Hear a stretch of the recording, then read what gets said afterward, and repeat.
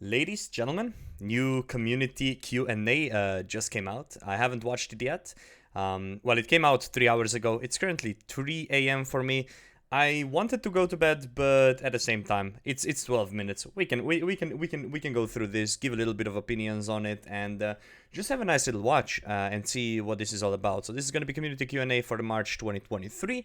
We're going to react to it. We're going to give our opinions on it. Obviously, the patch drops in about 11 hours from when I'm recording this, so about 2 p.m. my time, tomorrow, 4th of April, the patch should be dropping. Well, technically today for me, in 11 hours. Right, let's get into this video. I'm pretty interested. Let's see what it has to offer. Hey everybody, hope you're all doing well. Sorry, I wanted to cut in to the beginning of the Q&A video and talk about the Season 1 release. Very quickly, if you guys are unfamiliar with how the Season 1 released, it's been a bit of a struggle, okay? It's been a lot of postponing. I believe it was supposed to be like 28th of March, then it was supposed to be like 29th of March or 30th, then 2nd April, then 4th April. Just so many postponations and no real social media posts about it whatsoever. So it is because of that that a lot of the community was really annoyed at the fact that I think, well, the developers handled the situation pretty poorly, and there wasn't enough clarification, enough openness as to what is going on and why the patch isn't coming through in time. So let's see what their apology is based on that.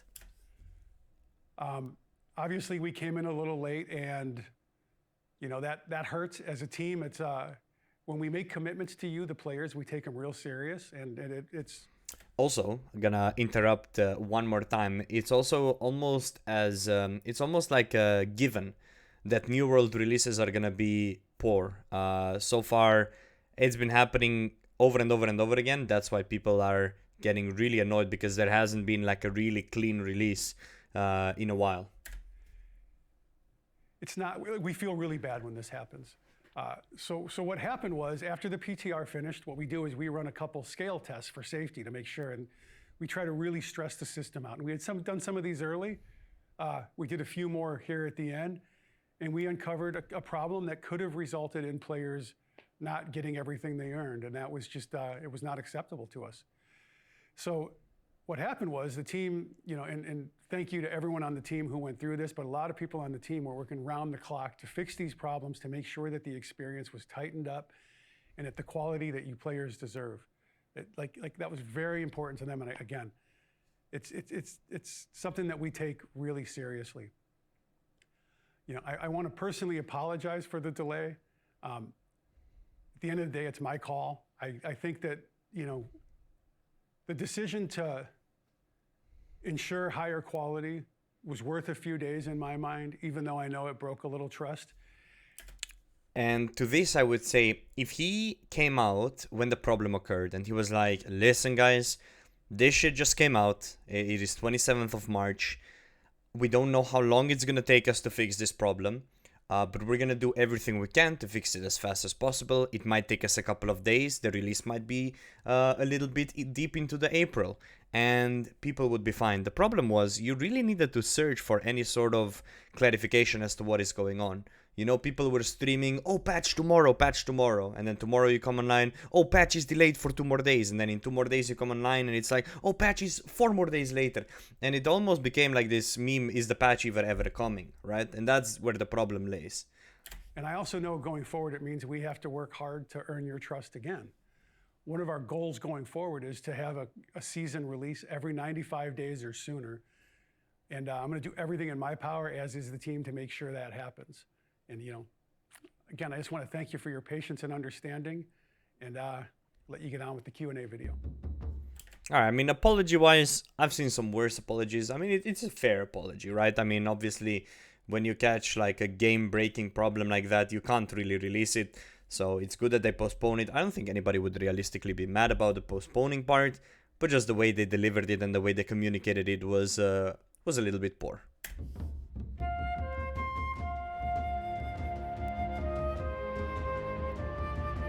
Hey everybody, welcome to Forge in Eternum, where we talk about all things New World.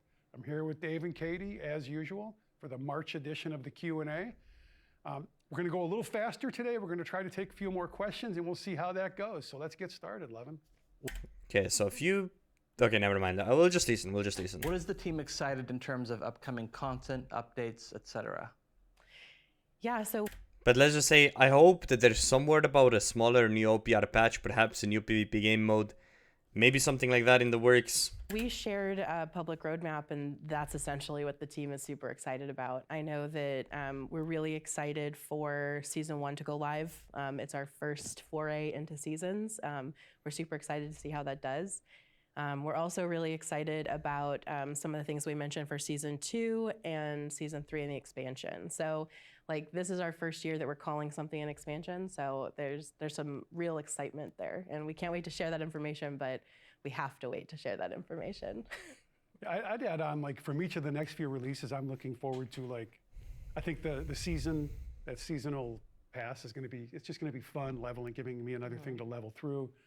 The spring event, our audio team did a presentation on all the audio work they did last week, and it sounds amazing.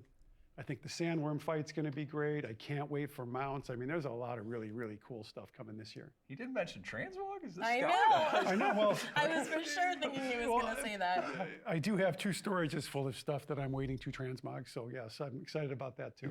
Yeah. But I think the sandworm, that like seeing that fight now, like now that it's working internally, it's going to be really special. It's really Yeah, cool. I think the large-scale PvE activities, Sandworm 20-person, the seasonal trial 10-person, like getting in those bigger groups, the more challenging PvE content, I think it's going to be super exciting. Absolutely. Okay, I'm also looking forward to that. I mean, it's PvE. It's not exactly like, obviously you guys know me, I'm all about PvP in this game, but that does sound kind of interesting, not gonna lie. Absolutely.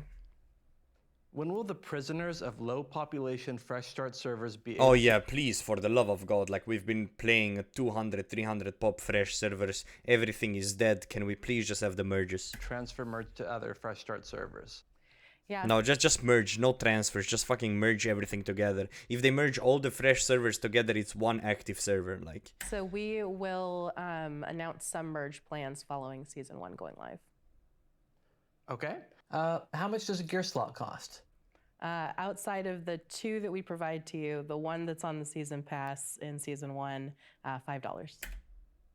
Of course they're gonna milk it, bro. Each loadout $5. And you need like 20 realistically if you wanna be like, okay, maybe like 15. Come on, man. All right. That's just, yeah, it's, yeah. I hate it when the game developers do quality of life updates and they log them behind the pay to win aspect. Loadouts are such a quality of life that everybody fucking wants and needs, and they lock it behind a price point. It's like, come on, man. At least if they locked it behind the in-game currency and be like, hey, 100k in-game coins and you can unlock a loadout, you can at least grind for it. But this, to me, is a cheap way to go about it. I do not like the idea of paying for convenience in games. So in terms of gear pieces, are there any plans to implement different systems to earn them as opposed to crafting, etc.? We're working on updating a lot of that stuff, the way loot works and things, with the overall goal of reducing the RNG. It's going to be, you know, it's not in the super short term, but it's something we'd like to get through this year. Having to change trophies all the time is massively That is true. Oh my god, if they could allow everybody to put all the trophies into the house, come on, man. frustrating. Whilst I don't think that the trophy system is the best, can we not just place one of each trophy in each property? It's not like having these extra trophies active will suddenly break all game balance. Yeah, we agree. The trophy placement and switching up is annoying. We are working on something, a quality of life solution. So like imagine they did a quality of life and they were like, hey guys, for $15 you can now place 15 or you can now place all of the things in your house. Like, you see what I mean with loadouts? That's what bothers me. Like $5 per loadouts, you need about 10, that's $50. Oh yeah, you want to put some more trophies in your house? Yeah, $15 there. Like, I don't know. At that point, I don't know. I don't like that. Solution here that should be coming in relatively shortly. It's not like a full UX can swap anywhere, but it will make this a lot easier to manage. For the love of God, when can we get more than one OPR Okay, yeah, that's pretty important. More than one OPR map, yeah. PvP rewards and gear? We have started to work on that. We are working on the arena. We are going to be. I hate that they're working on the arena. Arena is so new. Nobody needs another arena. Arena is cool. Why are they working on another arena? It makes no sense. Providing another arena map for players. Now that we have that technology worked out on how to switch, we are going to start looking at OPR, but it will take a while to develop and get ready. That's so bad. I feel like if they just made a smaller OPR map, something like in a war scale, like literally like a practice war type stuff, it could be so much better. But we'll see. Yeah, it's not just building the artwork, it's changing the layout and tuning it and making it feel good, and that's going to take a little time. Yeah, we want to create a different experience, right? Okay, if they want to create a different experience, I would like no PvE aspects. I would like just strictly PvP, make it as similar to a war as it can possibly be, so people can treat it as almost like a practice ground. Everyone came to Eternum on a ship that crashed. Is there any way to leave Eternum? Well, look through the lore notes and try to, figure this out. But we do know one person's found their way off and back on the island. So I imagine there is, and we'll probably explore that a little more in upcoming years. Is there any chance we I like that he kept that open answer. That's good. could have instanced practice wars? Well, we just spoke about that. That's funny. Is this me? Okay, I'll take this. There is. So right now we're getting cross-world. For instance, practice wars to work, they need to be cross-world. Now that we have OPR cross-world coming out in June, we're going to look at all of our instance activities and prioritize. Let's move this one let's get this one, then this one, then this one. So casual wars is on the list. It's just a matter of when we get to it.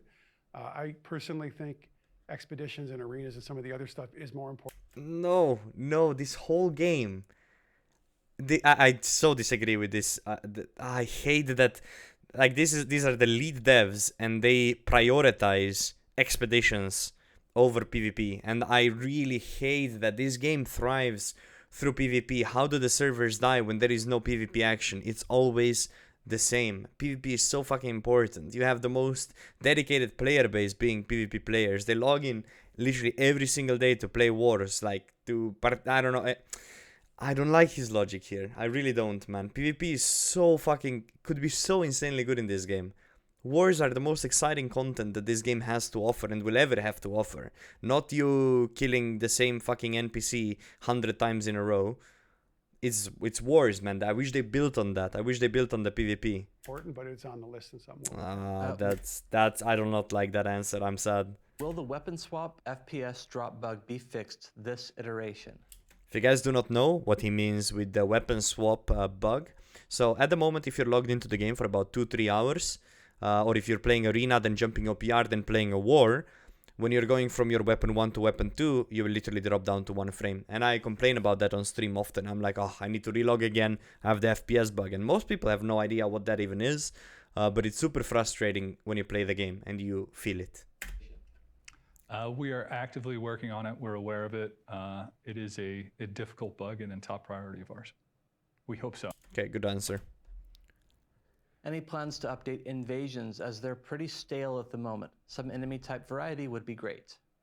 First of all, what I think they need to do with invasions is they need to stop making them mandatory in their job. Oh, every day you have to log in to do invasion to protect the city. And instead make it a queuable system. So people can just play invasions if they want to queue up for it, just like you queue up for OPR or you queue up for an arena. And don't make it mandatory and make them give you good rewards, but let PvE players PvE. Yes, there are some plans with invasion. I think step one is, I know one of Scott's favorite things, that long 15-minute wait at the start. We are working on reducing that. We're working on sort of balancing out the difficulty of the waves. We're looking at the rewards. That will be our sort of first pass at that, and then we'll take a look at sort of adding some more spice to it. If I shoot a musket straight up, does the bullet eventually hit the ground? So a couple things. Muskets don't have bullets. But when you shoot it straight up, it will eventually hit you again. However, due to air resistance, it probably won't kill you because it'll be traveling about 1/3 the speed as on the way up.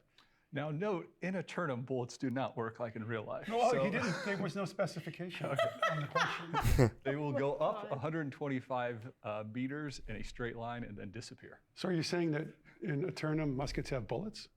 I'm saying they will not hit you when you shoot in the air. Okay. Why are automated bans still a thing when people can exploit the system so easily? Yeah, so there's not automated bans, but there's people reviewing that and people make mistakes. It's something that we are actively working on with our customer support group, and I know that they want those bans to be, high confidence, and anytime that falls below high confidence, we do a full investigation into it. Would the devs ever consider forming a community feedback board of select players with extensive knowledge of PvP? Oh, that's what I would really like. So, for example, they would collect a bunch of people that are maybe content creators, maybe people with a lot of hours in the game, and really like collect what let's say PvP players want. Let's say players like me, for example, somebody that has like 500 plus wars across the accounts, right? Ask them like what is needed, or then ask people that have been in 0 wars and have like 5,000 hours in the game and like why have you been in no wars and so on, like getting some good feedback so you can then improve the game based on that. I think that's pretty good. PvP and PvE meta. Yeah, we've mentioned this before in one of the, I think in one of our dev updates, but we have an experts group. That's a group of I'm not a part of it, I'm sad. highly involved players who are very active in the community and in the forums, have provided critical feedback, and so it's a fairly sizable group, and it does exist already. Many players I know would pay for a name change. Is that something on your radar or doable? Yes, this is on our radar. And it's doable. A twofer. Is there already a timetable for when all quests will have been revised, as has already been done for the first 25 levels? Well, our Season 1 release has the next 2 zones, Brightwood and Weaver's Fen. Beyond that, our goal is to get all the rest done by the end of the year. It's a priority for us, but we have other things we're working on as well, and we want to make sure that we take the time to make the new story cool in the way we're telling it. Will there be new ways to fight against cheating software and tougher punishments? Will there be new ways for players to fight against cheating software? Just kidding, I know what they're asking. So we are constantly updating the ban software. That's our anti-cheat software. So we're constantly updating that with new information, and we have some internal shenanigans happening to add more detection, and I don't want to give too much away because there's for sure people making bot scripts watching this. So need to make sure that they don't have that information. So no timing, but it's something we're actively and constantly working on. All right, now we have a few questions from our creator program. Oh, okay. But there's a creator program? Cash Money wants to know, I know cross-world matches are on the roadmap. Hopefully you are prioritizing some new maps as well. Do you have a rough timeline on when we might see these? So we briefly discussed this earlier, but we are bringing a new arena map to I hate arena. OPR. players very Or add like some rewards to arena. That's the main reason why I don't like it. If arena had, let's say, 1/4 of an OPR chest reward, like you know how OPR gives you like 5 items, if arena chest gave you, let's say, a 1 item, shit, then it would be kind of sick, but no rewards makes it kind of very soon, not in season 1, but soon thereafter. And then we are beginning to work on OPR and think about what we would do to change the experience, what would be Okay, how do you change OPR? Remove Baron, remove PvE, bring the forts closer, smaller map, no building, just action. different about the map and all that. NPC3 says, my question is about the fishing trade skill. Oh, no. Loved the festival last summer, but some things could use a tune-up. Are there any current plans to have it brought in line with the other gathering professions? Ability to use mods for pull perks, ability to roll legendary at 600 for alignment, removal of 3-tier perk systems. Thank you. There are some adjustments coming to fishing, and we love it also. It's a wonderful trade skill. I don't think it's as rewarding as some of the other trade skills, and I think that's what we'll focus on first to sort of bring it up to parity with some of the other gathering skills.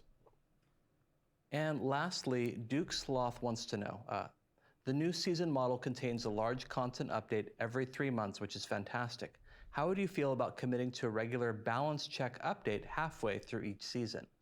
Great question, and I got some great news. We're going to be starting a new segment in the Forge in Eternum series called Balance of Power, and that's one of the things we're going to be talking about in it, doing more sort of intermittent balance updates between the seasons.